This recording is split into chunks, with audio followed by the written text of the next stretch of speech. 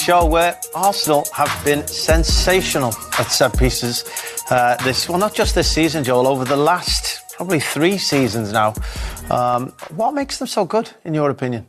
I think it's the willingness to go and attack the ball. And obviously, when you've got the likes of Declan Rice pulling on a sixpence, that helps, certainly. The guys are able to go and just attack an area. And it becomes very difficult for a defender to be able to see the ball and the man when players are moving, there's blocks happening, and you've got players who are willing to go and try and score and show that willingness to go and attack the ball. See, they've got that, Leroy, but they've also got incredible delivery, which is key. It is key, and we've analysed them from a attacking sense, and they're brilliant. You know, they've got, as you said, people who want to go and head the ball, but it all comes from the quality of the delivery.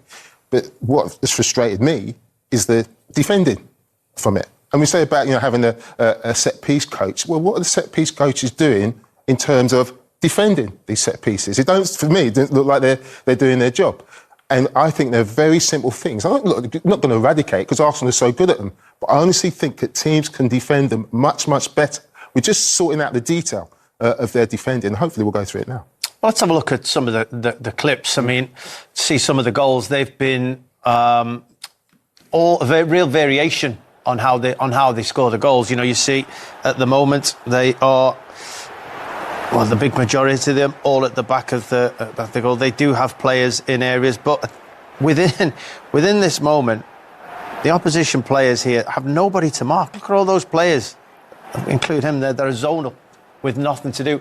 How did you feel if you're in the middle of that goal there and you're not actually marking everyone, but you know they're going to be coming at some point? Well, the thing for me, but the first thing I see is just your body position. Mm-hmm. You're caught square, and if you're an attacker and I'm standing like this to you, I've got no idea where you're coming from if you're running left side or right side. So I want to open up my body position, and then you've got to be comfortable going to attack the ball.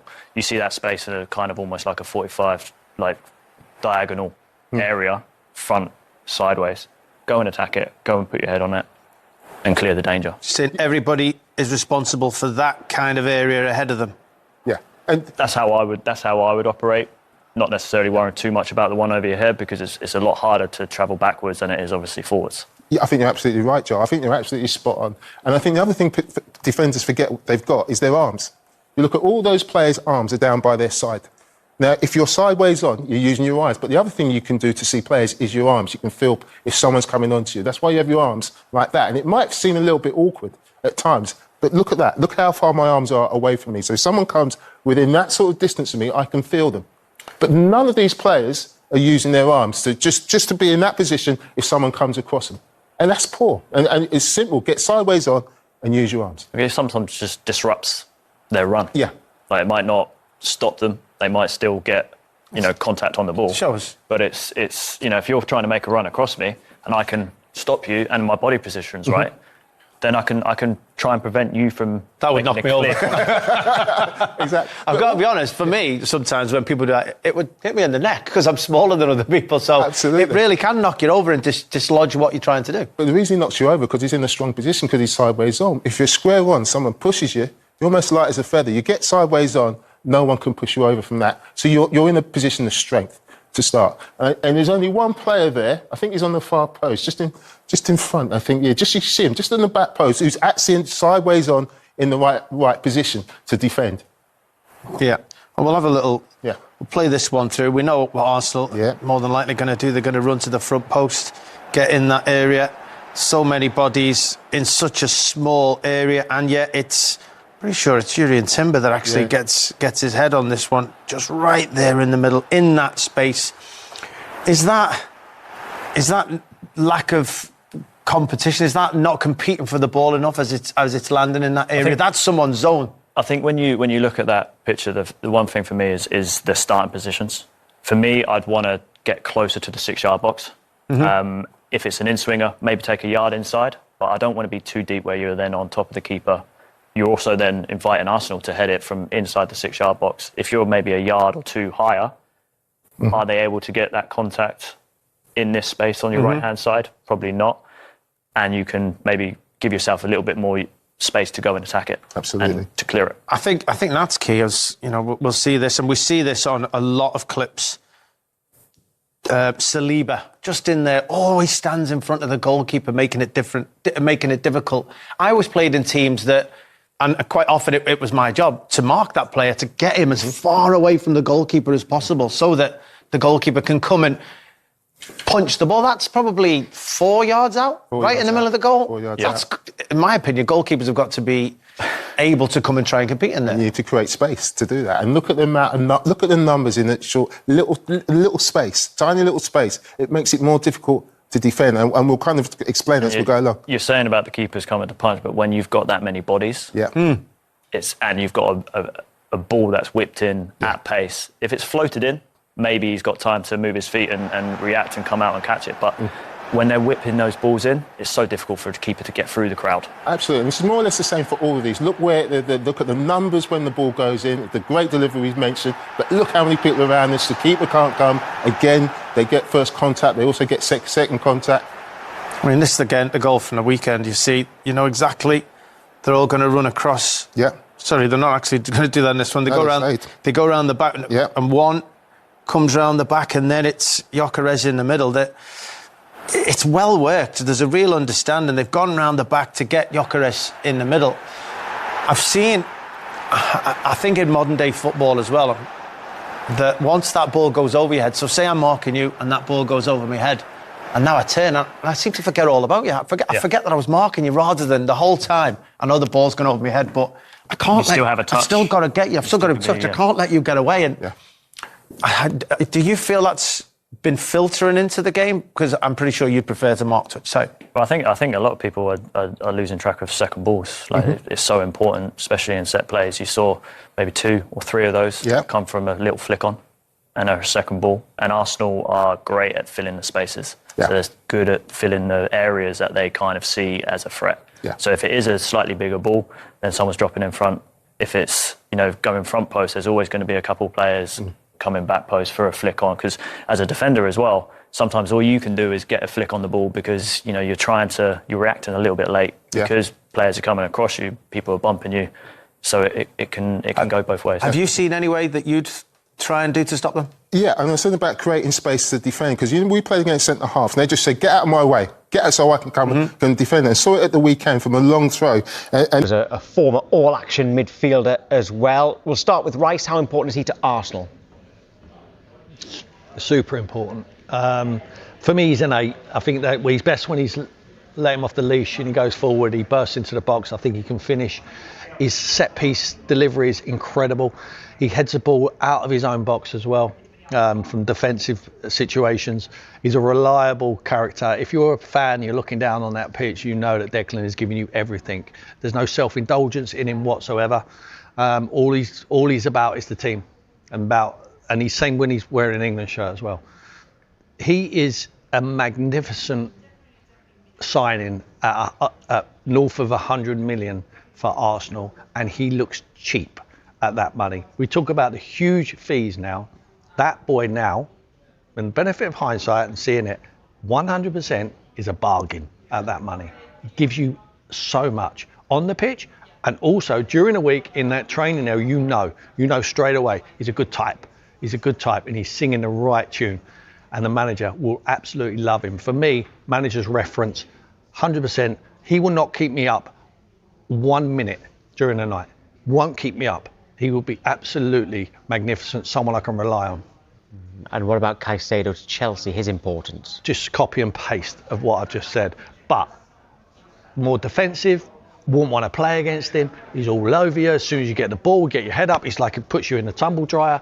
He wins the ball back better than any player. North of 100 million again, bargain, this boy. Gives everything on the pitch. You see how tenacious he is winning that ball back.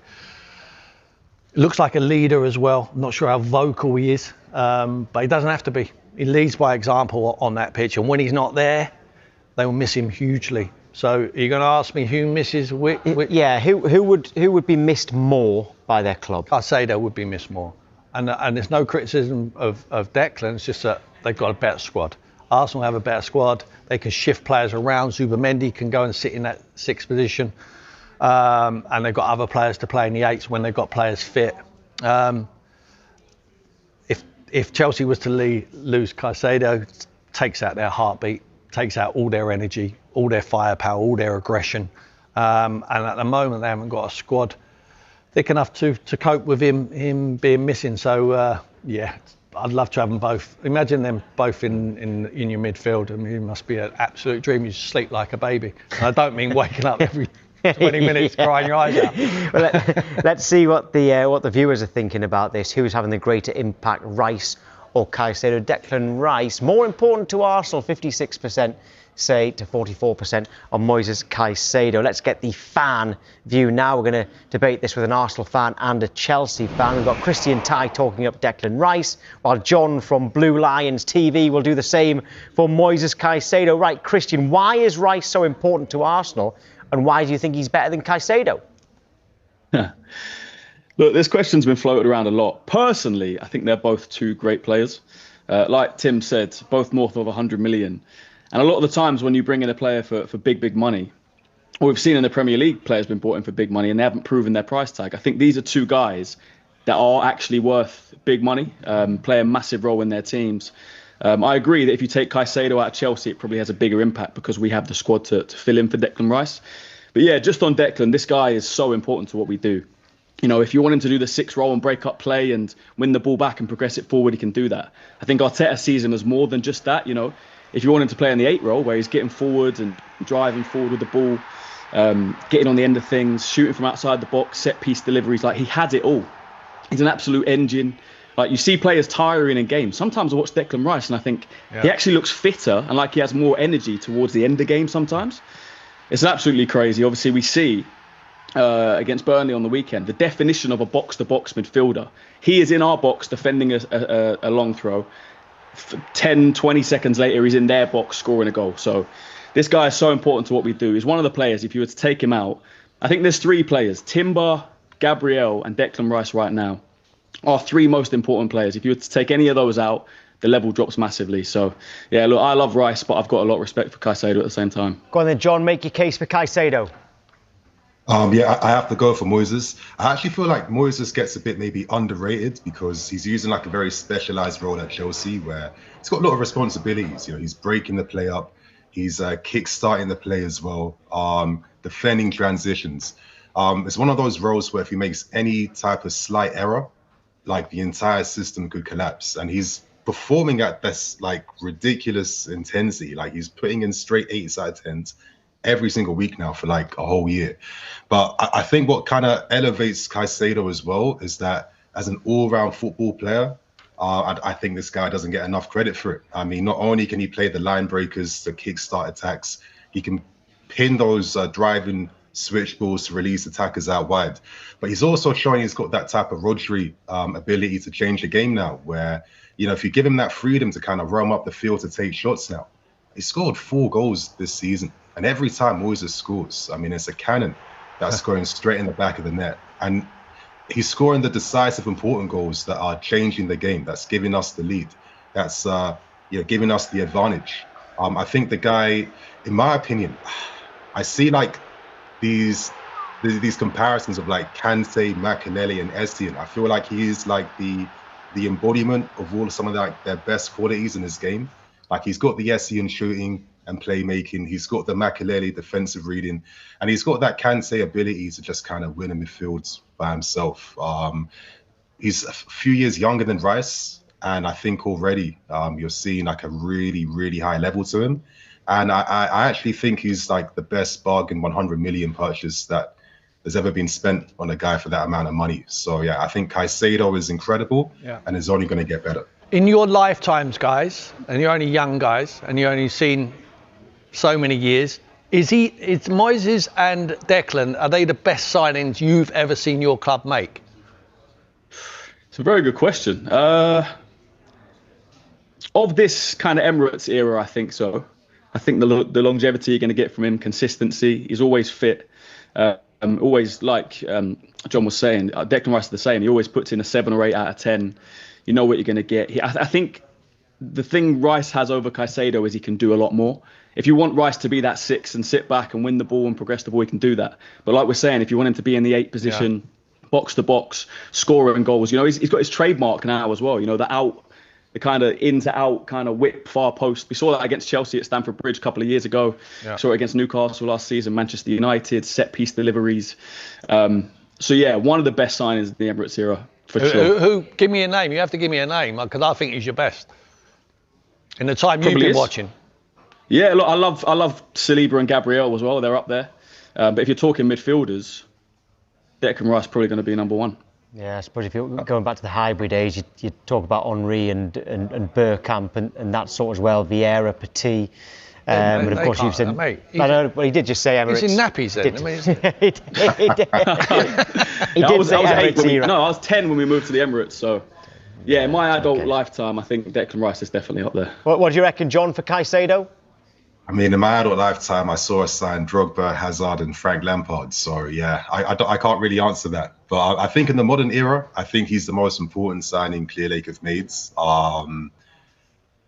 Listen, he had it hard when he first signed for us. He had to adapt. He was even saying psychologically maybe he suffered a little bit coming to terms and grips with the money spent on him, the pressures around him. But testament to the guy that he was able to get past that and really just showcase, the incredible footballing ability he has.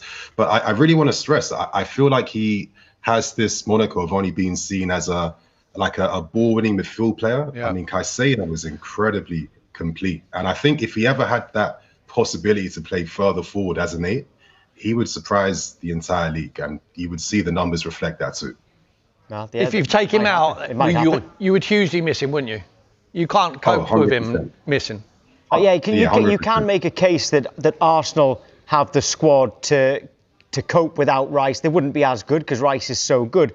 But John, with Chelsea, with Caicedo, I mean, who would you put in there to even get close? I mean, we've got obviously Lavia, we've got Andre Santos, and, interestingly, Santos kind of won back possession against Wolves in the Carabao Cup to release Esteval for his 3rd goal. In a similar fashion to Caicedo, obviously setting up Joao Pedro against Spurs. So I feel like maybe in the future, we probably have adequate backup. But I think right now, because these guys are so young and Lavia is still finding his fitness, and I think Santos still needs to learn how to impose himself physically in the league. Right now, Caicedo is still a match, in my opinion, and you'd feel the quality levels going down if he's not in the team. I think it's that simple. Christian, just a wider one on Arsenal. Have you already won the title? Of course not. No, you don't win the title after 10 games. Come on. There's a long way to go. And I've said as well, we'll have a blip at some point. I know it's all great now. We're not conceding goals or shots or whatever it is. There'll be a few bad weeks. There'll be some results that don't go your way. There always is. So, yeah, let's just stay consistent. Try and keep that gap to 6-7 points or extend it next week when Liverpool and City play each other. And just keep going, one game at a time. I think as fans, we're allowed to get excited. We're allowed to look forward. But I know for a fact in that training ground or on that training pitch, they'll be focusing on, Champions League tomorrow, then Sunderland on the weekend. And then, just a game at a time. Just keep picking up the points. Don't look around you. Just keep extending that gap, like I say. But no, of course, Christian, it's not one yet. Just one quick one. When you watched the game, Chelsea-Tottenham at the weekend, did you get the result you wanted? I said draw or Chelsea win. I never want Spurs to win, ever. It's not even to do with points. Draw would have been ideal, but yeah, Chelsea winning. I don't think Chelsea are going to challenge us for the league. I think they're a very good team, but I think they're a few players off, especially defensively. So, yeah, like I said, I never want Spurs to win. John, how frustrating is it for you, John, that you can go and win away at Tottenham, but then the week before you lost at home to Sunderland? How frustrated are the Chelsea fans about this inconsistency? It's interesting. Obviously, Sunderland surprised us with their back 5. Maresca wasn't ready for that. And I think until we're ready to kind of, find solutions against, packed defenses, rest defenses, 5 at the back, you can't really talk about our title hopes right now. But in regards to Tottenham, I also have to say that I was incredibly surprised by how willing Tottenham were to give us the game. I think this is probably the easiest game we'll play the entire season. They did everything in their power to ensure that we would have the most comfortable game to create the most opportunities. And I kind of left that game a bit disappointed that we didn't make more of a statement with more goals, because everything was tailor-made for us to only find success against them. So could be a 4 or 5-0. I think it should have been 3 minimum. I think so. I agree. So, you know, you're not going to get those games all the time. And our test is we're going to come up against a lot more Sunderlands this season than Tottenham's this season. And until we find proper solutions against that 5 at the back, like teams that feel confident they can get something against us and play with, you know, some real intensity and courage, then, you know, we're not ready for those title talk conversations just yet. All right, Christy and John, thank you. Nice one, guys.